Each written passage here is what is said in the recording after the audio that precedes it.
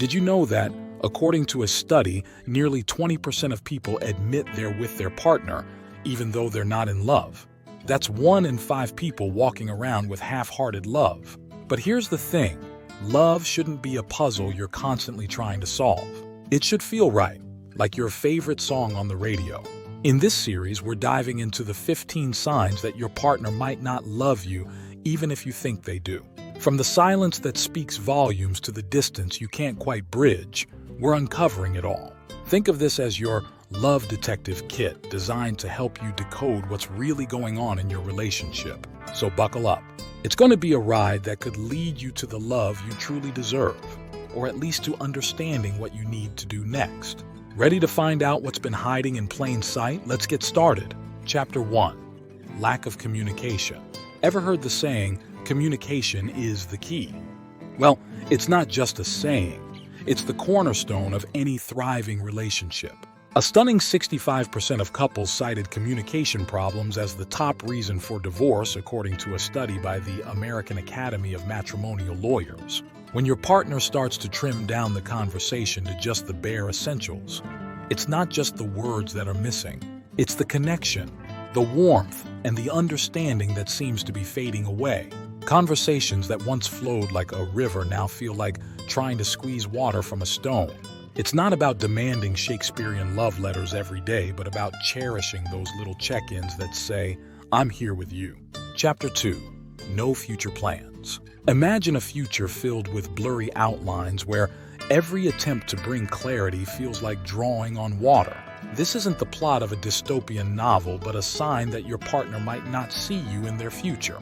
The Couples Therapy, Inc. mentions that when one partner is hesitant to make plans or commit to future events, it often signifies a lack of envisioning a shared future. It's like planning a solo journey with a silent wish that paths might just coincidentally cross.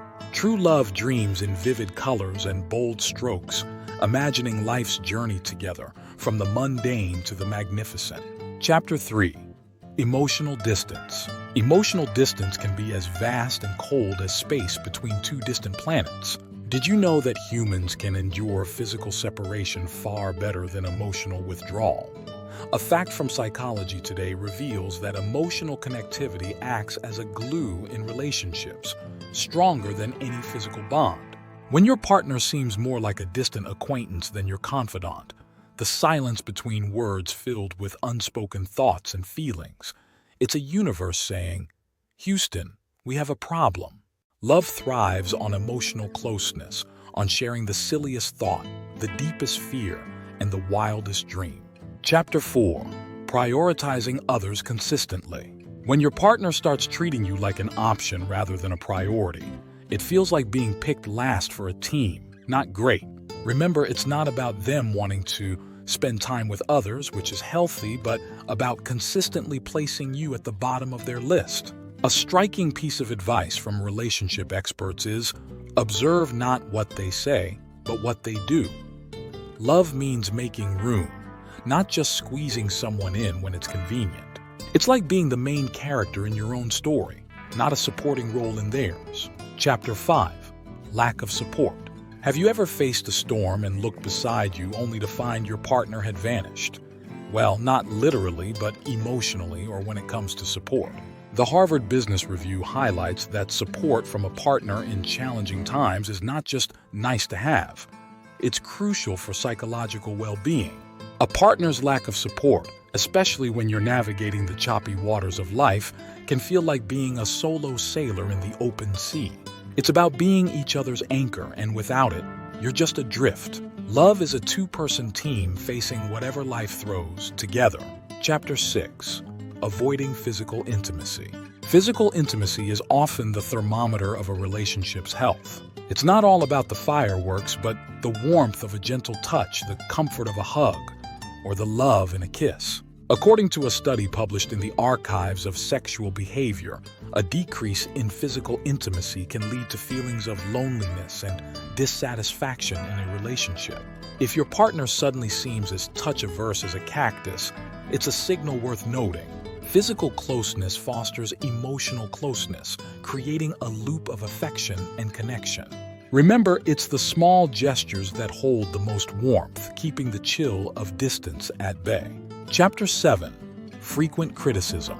Criticism, when it's constant and harsh, can feel like living under a microscope, where every move is judged and every flaw is highlighted. Dr. John Gottman, a leading relationship expert, warns that frequent criticism is one of the 4 horsemen predicting relationship failure.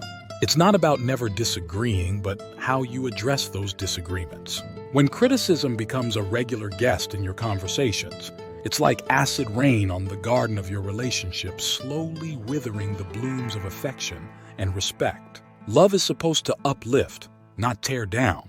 Chapter 8. Indifference to your feelings. Indifference is perhaps more cutting than outright hostility. It's the emotional equivalent of a shrug. When your partner seems unmoved by things that matter deeply to you, it's like speaking into a void. A study in the Journal of Social and Personal Relationships found that feeling ignored or dismissed in a relationship leads to greater dissatisfaction than conflict. Imagine sharing your day, your dreams, or your fears and receiving nothing but a blank stare in return. It's about connection, and without it, you're just coexisting, not truly living together.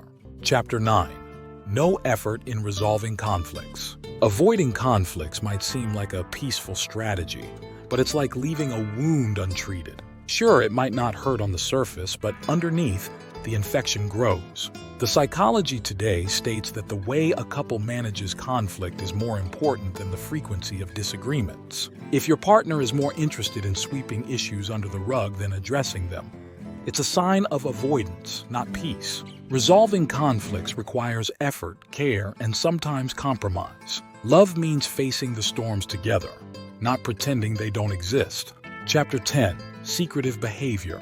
When your partner becomes as secretive as a spy, it's not just about privacy, it's about trust.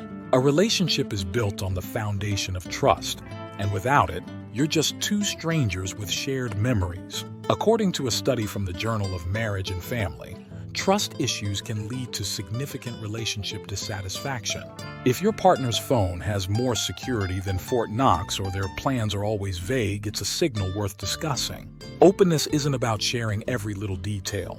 It's about knowing you're on the same page. Chapter 11. You feel unhappy and unloved. Feeling unloved in a relationship is like living in a house where the lights never turn on. It's cold, dark, and unwelcoming. Dr. Gary Chapman, author of The 5 Love Languages, suggests that not feeling loved might indicate a disconnect in expressing and receiving love in ways that resonate with each partner. Happiness in a relationship shouldn't be as rare as a blue moon. It should be the norm. If you're constantly questioning whether your partner loves you, it's a sign to reflect on what's missing and why. Love should make you feel uplifted, not uncertain. Chapter 12. Your friends and family notice. Sometimes love blinds us to realities that are clear to others. When friends and family who have your best interests at heart express concern about your relationship, it's not just idle gossip. A study in the Personality and Social Psychology Bulletin found that outsider perspectives on a relationship are often more predictive of its success than the couple's own view. It's like having a bird's eye view of a maze. They can see the dead ends you might miss. It's not about letting others make decisions for you, but considering their observations as part of your reflection. Chapter 13. Reflection and communication. Reflection is like holding a mirror to your relationship, seeing it for what it is, not just what you hope it could be. Communication, then, is the bridge built from that reflection, allowing you to cross over the chasms of misunderstanding and disconnect. According to a study in the Journal of Personality and Social Psychology, effective communication not only resolves conflicts but also strengthens emotional bonds. Start with open, honest conversations about how you feel, avoiding blame and focusing on your feelings and needs. It's not about winning an argument but understanding each other's perspectives. Chapter 14. Seeking help and moving forward. There's a misconception that seeking help is a sign of weakness, especially in relationships. However, the American Association of Marriage and Family Therapy suggests that couples counseling can be profoundly beneficial, even if it's just to understand each other better. Think of it as bringing in a skilled navigator to help steer your relationship through troubled waters. Moving forward may mean different things for different couples. For some, it might be a renewed commitment to each other, while for others, it might mean amicably parting ways. Remember, moving forward is about finding happiness, whether together or apart. Chapter 15. Embracing change. Change is the only constant in life, and it's true for relationships too. Embracing change doesn't mean forcing your relationship to work if it's not meant to be. It means growing from your experiences, learning about yourself, and understanding what you truly need and deserve in love.